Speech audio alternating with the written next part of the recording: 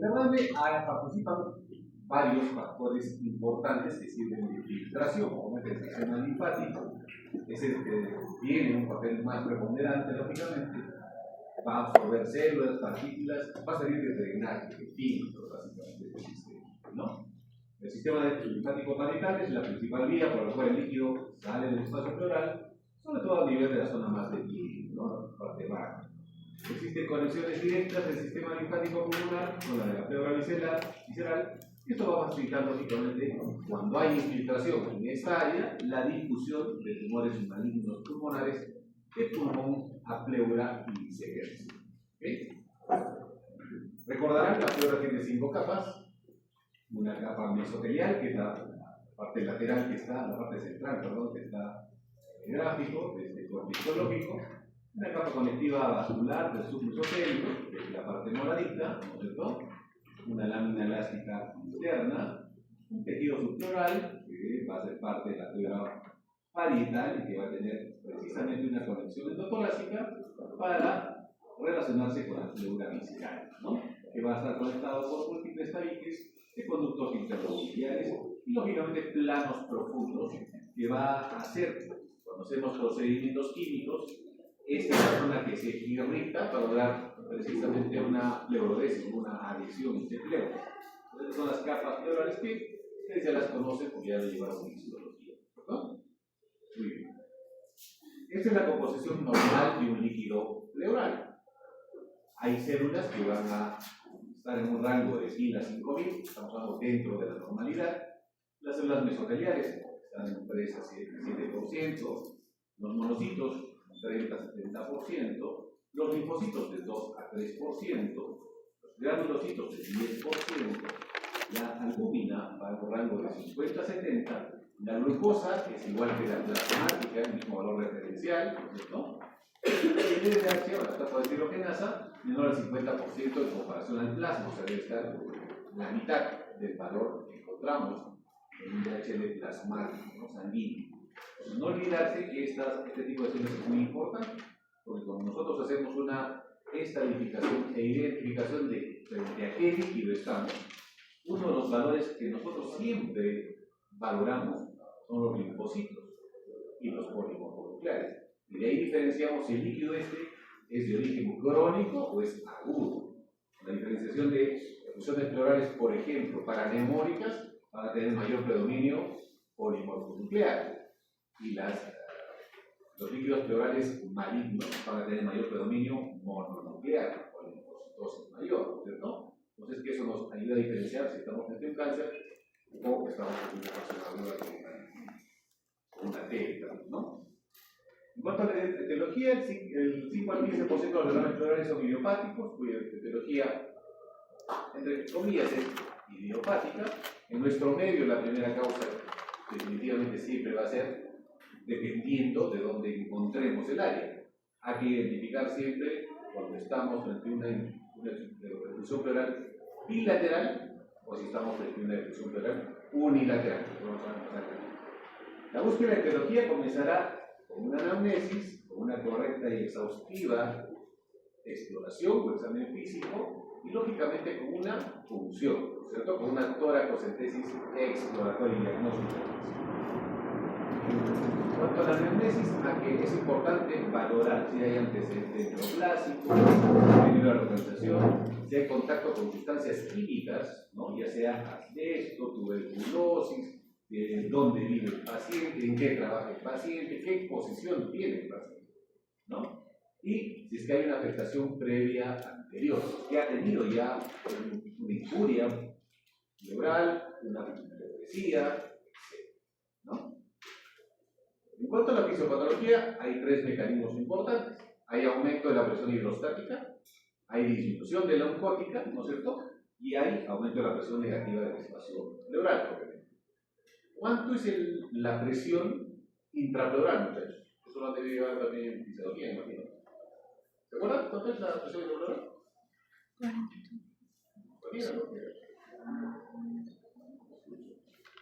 ¿Nada? ¿No seguro? ¿Cómo te vas tú? ¿Tú, problemas? A ver, Lorena, ¿cuánto es la presión intrapleural? ¿No se acuerdan? Es es de -3 a -6 centímetros de agua, ¿no? Entonces, esos son los tres mecanismos de la ejecución pleural. Aumento de las presiones hidrostáticas, se elevan las presiones capilares en la circulación pulmonar, como en el caso de insuficiencia cardíaca y otras menos frecuentes, como la pericarditis constrictiva. Puede producir un taponamiento pericárdico por sobrecarga de volumen, básicamente. Generalmente da lugar a los famosos trasudados, ¿no? Cuando hablamos de trasudados, la patología usualmente no es pulmonar, generalmente es de otro órgano.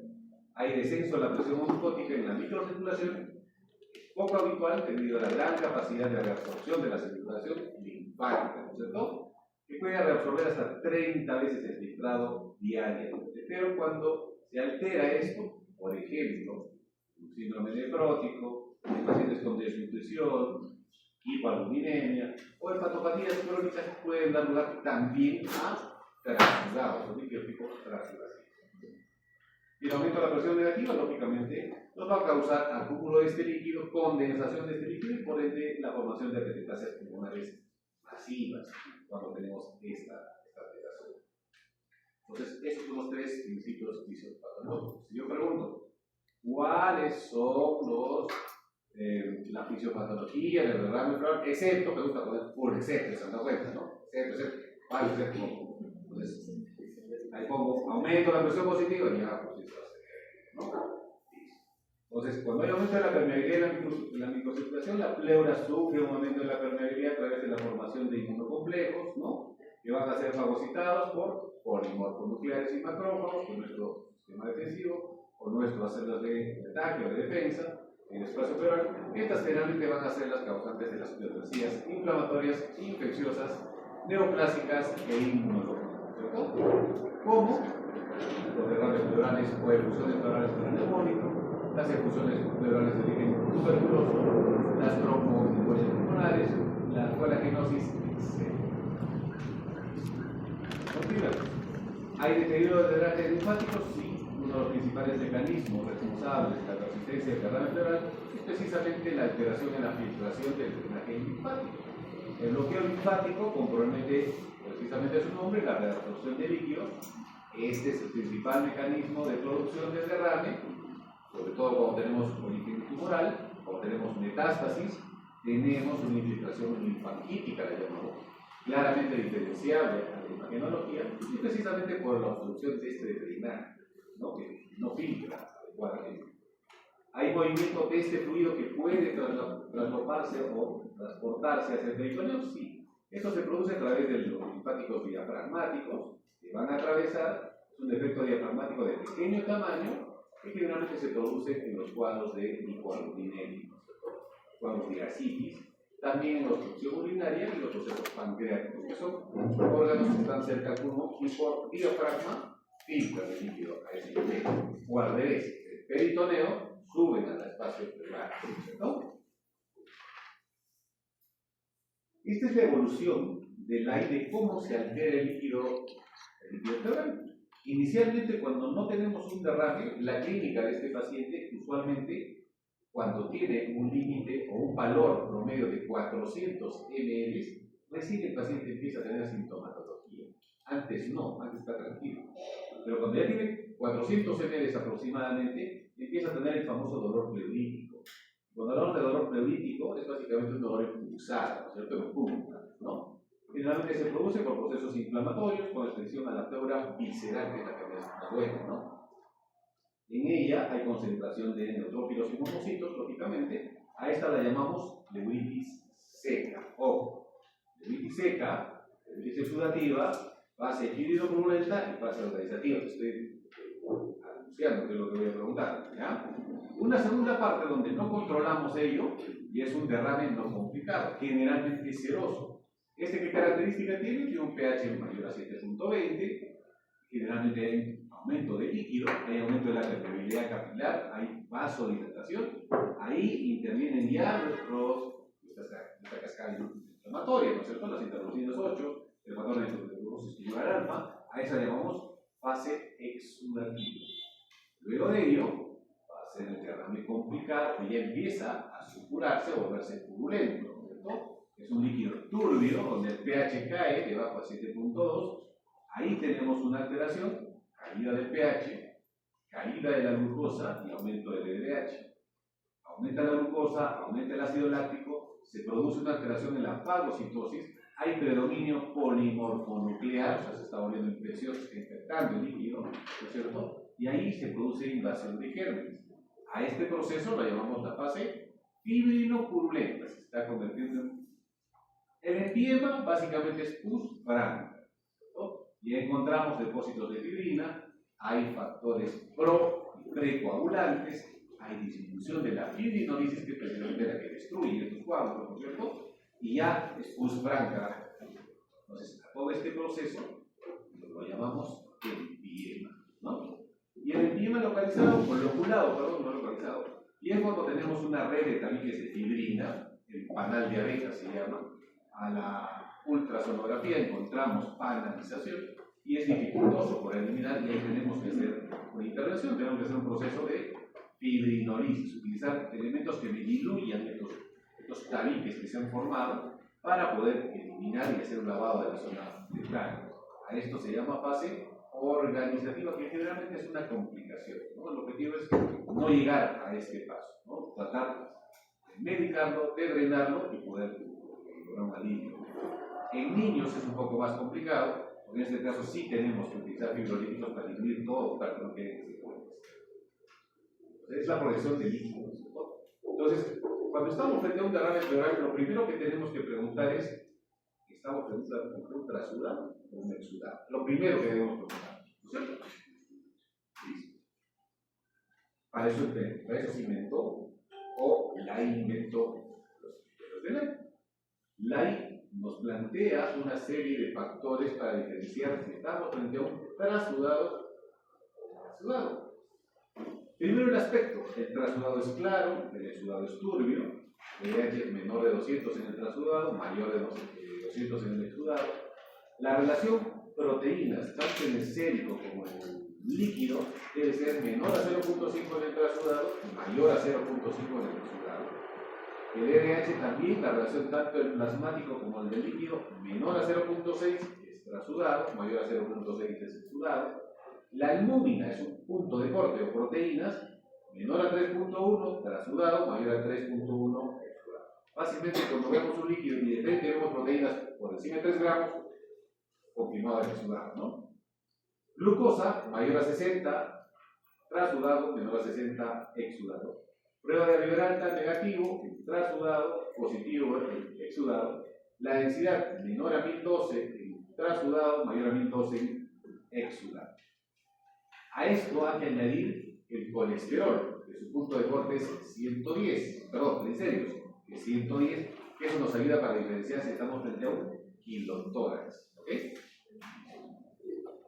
Los criterios de edad también nos sirven para diferenciar otra clasificación. ¿Qué nos dice CEPAL? CEPAL nos dice cuándo es un trasudado, cuando tenemos un DHL menor a 45, trasudado, colesterol, el punto de corte es 45, menor a 45, trasudado, proteínas 2.9, que LAI nos dice 3, entonces estamos por ahí, ¿no es cierto? El punto de corte es 3 gramos ahí. Y la relación proteína sérica, proteína sérica de la plasmática y de la pleural, menor a 1.2 es trasudado, mayor a 1.2 es exudado. En cuanto a la sensibilidad de los criterios antes mencionados, LAI tiene una sensibilidad del 98%.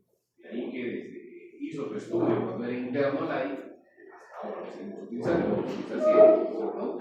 Tiene una especificidad del 83%. El colesterol tiene una sensibilidad baja del 54%, una sensibilidad bastante alta, 92%. ¿No? La albúmina tiene una sensibilidad del 87% y una especificidad del 92%. O sea, quiere decir que estas pruebas nos ayudan a diferenciar en sí criterios de LAI, nos sirve para diferenciar exactamente si estamos en un exudado o un trasudado. ¿No es cierto? Eso está facilito, ¿verdad? En cuanto a la etiología, lo que les mencionaba anteriormente, ¿cuándo es frecuentemente un líquido tipo trasudativo? Las causas más frecuentes: cardíaca, primera, ventricular izquierda, cirrosis hepática, órganos que están cerca al pulmón, trasudados, cirrosis hepática, hipoalinemia y antisperitoidea. Las menos frecuentes: hipotiroidismo, un síndrome nefrótico, no similar, que tendría que ser parte de la cardíaca, un T, Las raras, rarísimas, causa intrasudado, pericarditis congestiva, urinotórax, obstrucción de vena cava superior, sobre todo en pacientes con neoplasia, ¿no? Síndrome de vena cava superior, y hiperestimulación ovárica o síndrome de Higgs, ¿no? ¿Cuáles son las causas más frecuentes de tipo exudativo? O sea que la patología es de pulmón. Más frecuentes, neoplasia. Ojo que esta lámina es europea, es de CEPAL. Malignidad, derrame paranemónico y tuberculosis. En nuestro medio, la primera causa va a ser siempre un derrame paranemónico. La segunda va a ser de origen tuberculoso, pleural. Y la tercera, un NN, ¿no? Malignidad. Ese es el orden. Las menos frecuentes, infarto pulmonar, artritis reumática, causa exudado, enfermedades autoinmunes, pancreatitis, síndrome post-infarto agudo miocardio, sudado. Las raras, síndrome de Viña María, medicamentos como nitrofurantoína, como amiodarona, e infecciones picóticas pudiesen condicionar líquidos tipo exudativo. Dentro de las raras, no más raras. Lo más frecuente es lo más importante. ¿Ok? Entonces, ¿qué drogas nos pueden causar? Amiodarona, nitrofurantoína, bentoína, metotrexato. Drogas que la utilizan frecuentemente los reumatólogos, ¿se dan cuenta? O sea, que tener mucho cuidado, explorar bien un paciente que tenga coagulopatías porque pudiese presentar una erupción pleural por los medicamentos que utilizan. También se ha reportado por carbamazepina, procainamida, penicillamida, ciclofosfamida, bromocriptina, igual siguen siendo drogas reumatológicas y de trastorno hormonal. ¿No? La apariencia del líquido también nos va a orientar la sospecha, nos va a dar la sospecha de algún tipo de líquido. Si tenemos un líquido pulmonar o pleural de olor pútrido, hay que pensar en el pie. Y la primera posibilidad es la y hay partículas de comida en el líquido, sospechar de ruptura esofágica. Tenemos un tinte bilioso amarillo, sospechar que haya una fístula biliar. Si es lechoso, blanquecino, sospechar en quilotórax o pseudoquilotórax. Y si el líquido es como salsa de anchoa, con algún tipo de partículas, puede estar en una ruptura de un absceso abeliano o parasitario. La apariencia también nos orienta también el origen y la etiología de estos. ¿Cuál es el cuadro clínico? Lógicamente que el volumen va a depender de la causa de la cual estemos enfrentando. Va a haber dolor pleurítico, que lo hemos mencionado, va a haber disnea según la cantidad de derrame. No es normal un paciente con 400 ml a uno que tenga una erupción pleural maligna, masiva, perdón. Tos seca, generalmente seca, no productiva. Puede haber fiebre, casos de té, que sea maligna, que hay empiema, lógicamente cuando hay infección o infiltración bacteriana. O pueden usar asintomáticos cuando el valor es de 400. ¿Cierto?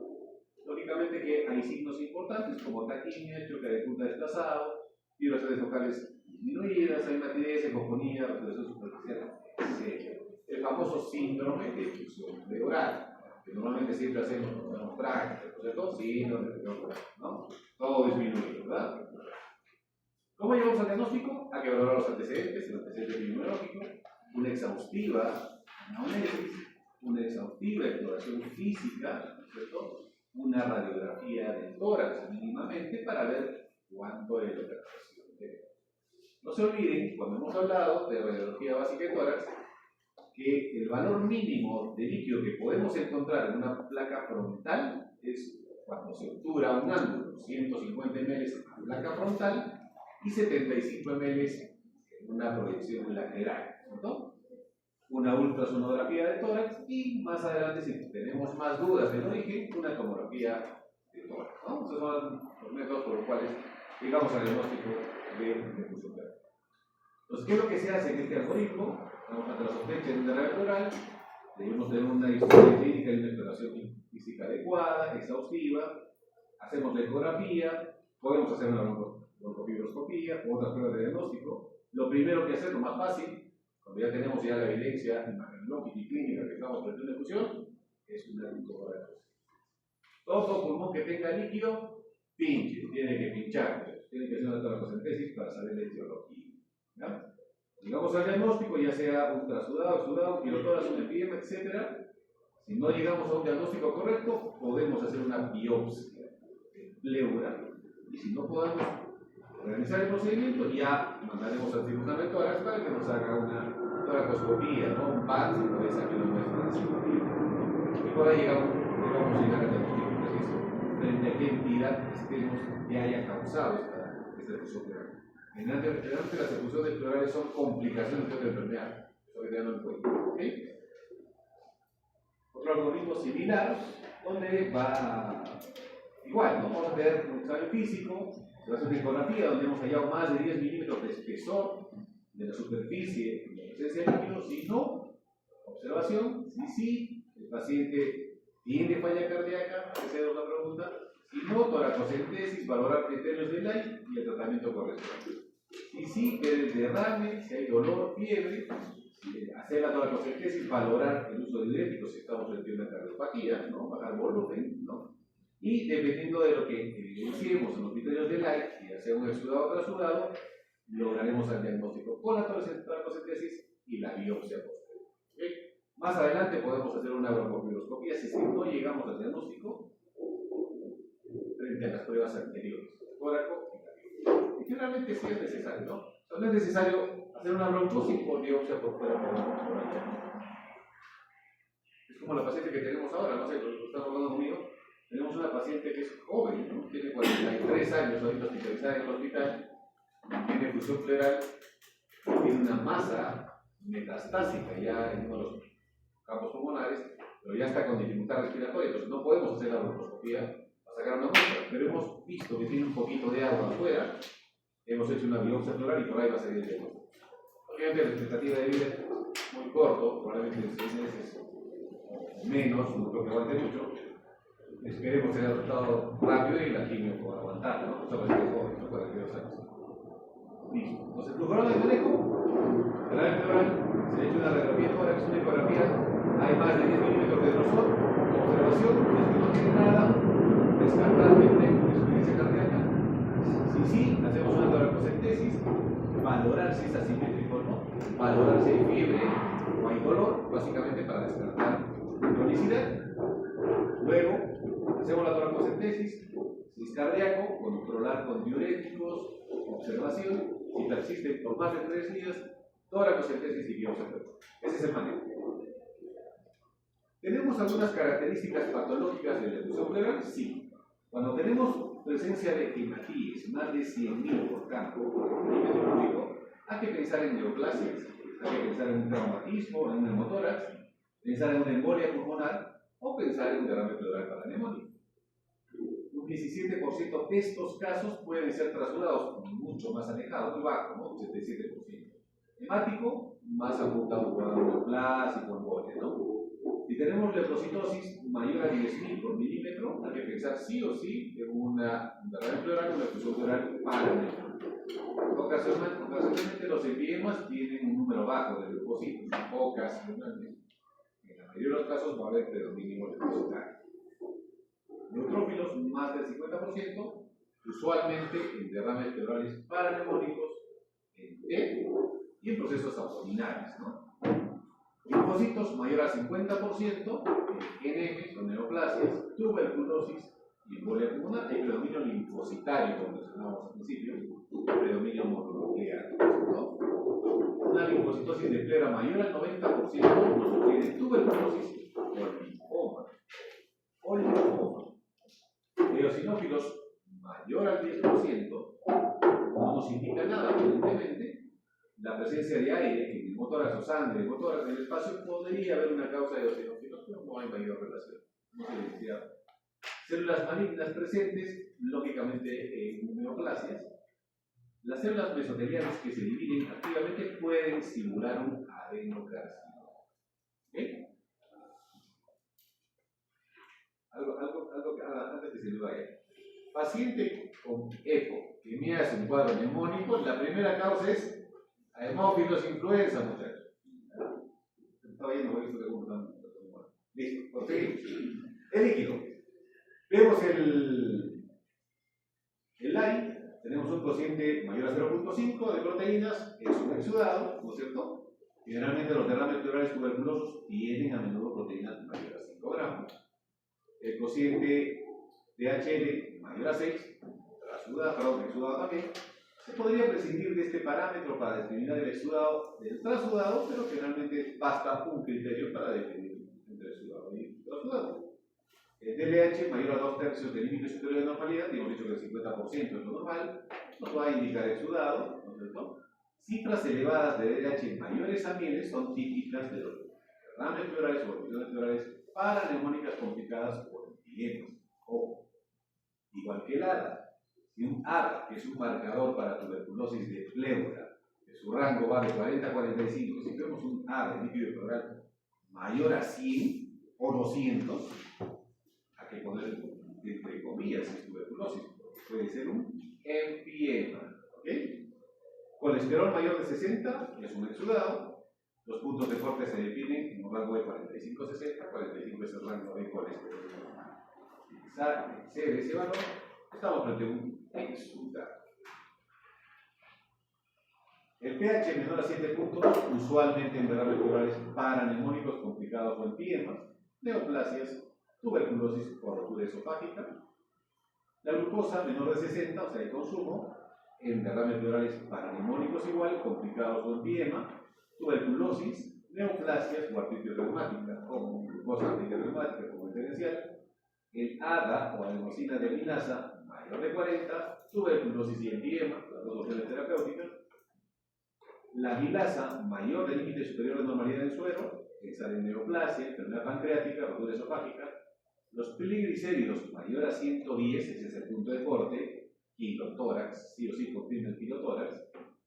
Y un cociente importante que ya nos hablarán sus compañeros la próxima semana cuando nos hablen de hemotórax, es el pleurocrito. El pleurocrito, o el cociente de hematocrito, mayor a 0.5 nos confirma hemotórax. ¿Ya? El kilotórax, la etiología generalmente podría ser atribuible a malformaciones congénitas del sistema linfático, atrofia del conducto torácico, aplasia y displasia linfática, linfangiomas, linfangiectasias intestinales, enteropatías, neoplasias, linfomas, carcinoma metastásico, sarcoma de Kaposi, el paciente inmunodeprimido, en los tumores mediastínicos, presencia de teratoma, óseo retroesternal, timoma, aneurisma aórtico e infecciones que pudiesen condicionar kilotórax, tuberculosis, la filiariasis, la neumonía y el empiema. ¿Qué tipos de derrame pleural tenemos? Hay 7 tipos, esta también es la clasificación de Lai. El no significativo, que tenga un grosor menos de 1 centímetro del cúbito bilateral. Generalmente la toracocentesis no es necesaria, tratamiento usualmente solo antibiótico, o a veces lo llamamos derrames laminares, ¿no? El grado 2 es una effusión pleural paraneumónica típica, mayor a 1 centímetro de grosor, la glucosa está mayor de 40, el pH está mayor a 7.2, el cultivo es negativo, usualmente el tratamiento es antibiótico y considerar una toracocentesis exploratoria. 3, el tipo de derrame 3 casi complicado, ahí tenemos un pH entre 7 y 720, ya se cronifica un poquito, el DHL está en mayor a 1000, cultivo es negativo, y ahí utilizamos antibiótico, ya utilizamos tubo de drenaje torácico y podemos considerar fibrinolíticos, porque ya se está condensando el líquido, ¿no? Complicado simple, el pH ya es menor a 7.2 o 7, ¿no es cierto? El cultivo es positivo para gram negativo o positivo, no está loculado, no hay pus tampoco, el tratamiento es tubo de drenaje torácico, antibióticos y uso de fibrinolíticos. El complicado complejo, esta pregunta sí de cajón puede poner por si acaso. pH menor a 7, el cultivo es positivo, o sea, ya se identificó una bacteria, hay loculaciones múltiples y la conducta es antibiótico, tubo de drenaje torácico, fibrinolíticos y considerar un PAT, una videotoracoscopia. El empiema simple es luz franca, está loculado simple o líquido libre también, el manejo es antibiótico, tubo de drenaje torácico, fibrinolíticos y considerar PAT. El 7 es el empiema complejo, donde aparte de haber luz franca y hay loculaciones múltiples o tabicaciones y requiere frecuentemente de comunicación, o sea, tiene que abrir 50 horas para limpiar toda esa zona. El manejo es antibióticos, tubo de drenaje torácico, fibrinolíticos intervención quirúrgica. ¿Cuál es la conducta cuando tenemos efusiones pleurales taicadas? El uso de este tipo de sustancias, estreptoquinasa o uroquinasa, el famoso ateplase se llama, que no necesariamente se utiliza en efusiones pleurales. El ateplase lo utilizamos en infartos. Los cardiólogos utilizan en infartos, pero el manejo tiene que ser inmediato para diluir el coágulo. Esa función tiene este tipo de productos. Entonces, los dos tipos que tenemos en el mercado es la estreptoquinasa y la uroquinasa. ¿Qué es la toracocentesis? Es la extracción de líquido de la cavidad pleural. Es un procedimiento diagnóstico en el 75% de los casos. Con pruebas especiales, químicos reactivos, podemos llegar a un 95% de rentabilidad. Es bastante efectivo, bastante sensible y específico. Puede ser realizada cuando la opacidad pleural mida más de 10 milímetros, por cierto, lo hemos mencionado, de ancho en la radiografía de tórax. El cubito lateral, ahora tenemos mucho más medios de diagnóstico, la ultrasonografía, la tomografía, nos aporta más. No existe contraindicación absoluta para hacer este procedimiento, excepto que tengamos una diátesis hemorrágica. Tenemos trastornos de coagulación, que el paciente esté en ventilación mecánica o el volumen sea pequeño. Si tenemos una efusión pleural medido por ultrasonografía en 50, 70, va a ser muy difícil poder hallar ese líquido. Entonces, en esas circunstancias podría evitarse las pacientes, por eso que son contraindicaciones negativas. La evaluación radiológica lógicamente nos va a evidenciar una radiopacidad y obturación del ángulo para indicarnos que hay presencia de líquido, ¿cierto? Una proyección lateral con menos de 200 sí podemos pinchar, 200 tranquilamente podemos sacar líquido. Quizás no biopsia, pero el líquido sí sin ningún problema. Una placa típica con signo de la embarazada, ¿no es cierto? Un 60-65% sugestivo de tuberculosis pleural, ¿no? Otra plaquita con efusión pleural claramente distinguible, no podemos perdernos con una placa extra. Entonces, en el diagnóstico, hasta con ojos cerrados, hacemos la toracocentesis, ¿cierto? Otra placa donde vemos ya tabicaciones, como pueden ver ahí en la parte derecha de la pantalla, tabicaciones bien diferenciadas, ¿no? Probablemente por empiema, un quiste etílico roto, etc. Ahí hay que ver por dónde podemos abordar o manejo médico, antibiótico, dependiendo. Observación generalmente. Miren cómo en esta placa tabicada se ve la placa de rayos X en la parte lateral como suspendida de efusión. Aparentemente el ángulo está libre, está por encima, y se confirma en la placa, ¿no? Está bien pegado y hay tabicaciones que hacen una apariencia de suspensión. Podría ser una masa tan geométrica, poco probable, ¿no? Eso nos ayuda a diferenciar esa alteración. Otra placa donde tenemos una famosa efusión pleural bilateral. Nosotros también la placa, ¿no? Es bilateral. Y la primera causa es de origen cardíaco, sobre todo tiene un corazón grandote ahí, ¿no? Entonces, la primera causa de efusiones bilaterales cardíacas generalmente son trasuradas, ¿no? La patología no es normal y en este caso no es necesario hacer alguna toracocentesis, hay que evaluar solo la conducta terapéutica y el manejo cardiológico. Y bien, ¿cómo se hace la toracocentesis? Probablemente ustedes ya hicieron una clase, probablemente, ¿no? En un momento debería hacer alguna toracocentesis. ¿Qué complicaciones nos podría dar la toracocentesis? ¿Dolor en el sitio de función? Sí, probablemente si hay mucha manipulación. ¿Sangrado? Poco probable, pero sí es una posibilidad que agarremos un vaso para entrar. Neumotórax en un 3 a 4% de la toracocentesis. Empiema, cuando no hacemos una buena asepsia antiséptica, se puede ocasionar un empiema. Y función en hígado o vaso, pues ya tendrías que ser muy distraído, ¿no? Para agarrar hígado o vaso para poder hacer una función, ¿no? ¿Qué es lo que se diagnostica mediante la toracocentesis? Diagnósticos definitivos. ¿Qué podemos diagnosticar? Cáncer, células malignas, empiema, una pleurología tuberculosa, una infección por hongos, una pleuritis por lupus, ¿cierto? Quirotórax, urinotórax, ruptura de esófago y hemotórax. Todas estas entidades o patologías podemos hallar y para el diagnóstico mediante un procedimiento tan sencillo que es la toracocentesis. Pues, ¿cómo se realiza la toracocentesis? Vamos a acabar tranquilos, ya están durmiendo algunos, pero localizar la zona.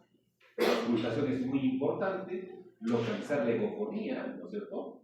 Identificamos la egofonía, la exploración física, ya sabemos que el líquido está debajo de la egofonía, lo ponemos al paciente en esa posición, ¿no es cierto? Decíamos dónde vamos a pinchar, no se olviden que siempre la punta de la escápula generalmente está en el séptimo espacio intercostal, generalmente. Tenemos hasta el espacio 10 para poder abordarlo, porque ahí empieza el hígado a partir del 10, ¿no es cierto? Y lo que tenemos que evaluar en la imagen inferior, como pueden ver, que el paquete vasculo nervioso de la área intercostal está precisamente debajo de las costillas. Entonces, debajo de las costillas no debemos hacer ningún tipo de incisión, porque ahí vamos a afectar paquete vascular y vasculo nervioso. Pero tenemos la parte superior, de la cual podemos utilizar con tranquilidad y poder explorar esa área y sacar el líquido. Entonces se hace la asepsia y antisepsia, ¿no es cierto? Limpiamos toda la zona, eso es muy importantísimo. Inyectamos a presión negativa, primero un anestésico local, silocaína 2% sin epinefrina, y luego ingresamos horizontalmente en el plano interóseo a presión negativa. La presión de la pleura es negativa, ¿no es cierto? Entonces tenemos que entrar a presión negativa también para evitar un neumotórax. Entramos, los procedimientos obtenemos un líquido limpio, ¿no? Sin fíjate, no hemos tocado ningún paquete nervioso circulatorio. Y sacamos la muestra como corresponde. Es un procedimiento bastante sencillo en realidad, ¿no? Otro procedimiento que tenemos es la biopsia pleural.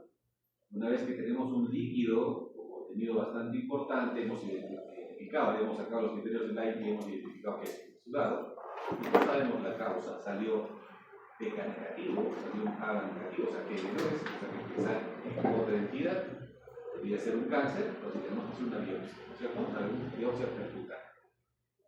Está indicado en todo derrame pleural exudativo y de predominio linfocitario. Contraindicado, cuando tenemos un espacio pleural alterado, paciente que no coopera, generalmente varones jóvenes, hay un síndrome vagal que produce todos aquellos, por nerviosismo, trastornos de coagulación o que haya diátesis hemorrágica. ¿Qué complicaciones podríamos tener con la biopsia pleural? Neumotórax, la más frecuente, sube a un 4-5%. Reacción vasovagal, lo que mencionaba, pacientes se desploma, siempre lo he visto en varones, nunca en mujeres, por eso lo menciono. Hemotórax, si agarramos un vaso al momento de morder con la pinza, y lógicamente el fermento debe ser cultivado por micobacterias, ¿no? Normalmente ante este proceso. ¿Cuál es la técnica? Hay dos tipos de aguja. La aguja de Cope, que es esta de acá, es el sacabocado, y la de Abrams, ¿no? La que más utilizamos nosotros es una aguja de Abrams de 4 piezas, en la cual tratamos de incidir, introducir el catéter, enganchar en la zona interósea, y agarrar un pedacito de la pleura y sacar con una manipulación que es relativamente sencilla, ¿no? Los introducimos con un trocar que es un poquito grande, de 0.4 a 0.5 centímetros, y ingresamos a cavidad, angulamos, y lo que queremos agarrar es la pleura, ¿no? Esta pleura es la que queremos morder, ¿no? Ahí hacemos el enganche. Así es como biopsiamos, agarramos parte del procedimiento, sacamos una muestra de tejido, en lo posible tratamos de que solo sea pleura. Muchas veces nos llevamos un poquito de músculo también, pero en lo posible la técnica limpia es que solo salga pleura, un tejido blanco nacarado, ¿no? Esa es la pleura, básicamente. Listo, son los dos procedimientos que se hacen de exploración para llegar al diagnóstico de evolución pleural y llegar al epidemiológico. Creo que esta es la última diapositiva. Sí. ¿Tienen alguna pregunta de evolución pleural, muchachos? ¿Está claro todo? Es un tema cortito, bien bonito y es para que se siga. La presentación está en la computadora, Sebastián.